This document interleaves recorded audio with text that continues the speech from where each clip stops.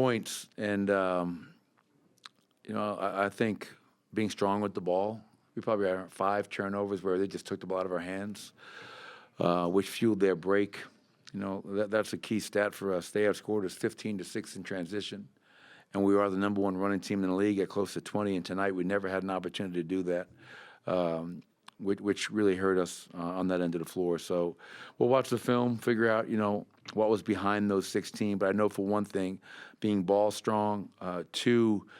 Just making bad passes at times. When we go through and chart our turnovers, which we do often, because we're giving up way too many points per game off of those, the biggest culprit, and this is not one player, this is across the board, and our turnovers is really bad passes, not reading the defense. So we'll watch the film and be better, hopefully. Can the passing become a product of trying to force feed Jokic ever at times, do you think? I'm sure. But you can force feed him with good passes. Yeah, we should be force feeding Nicole. He's a great player.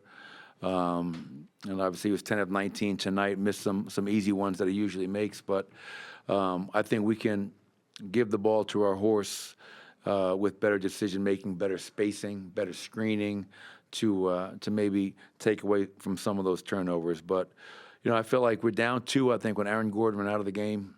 I give Peyton Watson credit. I thought Peyton did a really good job. But after Aaron went out, it felt like they got a lot of offensive rebounds. Josh Okogie came in, I thought really affected the game, crashing every time, keeping balls alive. And then I thought his defense on Jamal was impactful. So, hopefully Aaron is going to be ready to go for Cleveland, but we'll have to wait and see these next 24, 48 hours. How much has that calf kind of been bothering him even since he's come back? It seems like there have been a couple times during games where he's reaching for it, that sort of thing. Yeah, that's the unfortunate thing, and the Suns have gone through this themselves.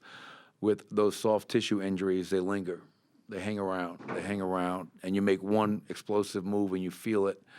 And I could tell in that third quarter, he goes, I feel like it's about to really have a bad strain. So that was the decision at that point in time to take him out, get him checked, and shut him down for the night to hopefully avoid something a lot more sinister and severe. So we'll get him home and get him some treatment and see how he responds to that. But obviously, when you lose Aaron, you're losing a lot. And unfortunate that it happened in that second half.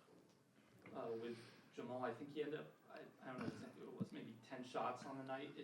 Is that mostly a product of the defense they were playing on him, or are there things the offense can do to get him better looks, or are there things that he can do to be more aggressive in those kinds of games? Probably all the above. Obviously, only 4 of 10, to your point. We got to find a way to get him going, get him involved. I thought they did play really good defense on him, made it really hard to create any sort of separation, so we can screen better to get him open.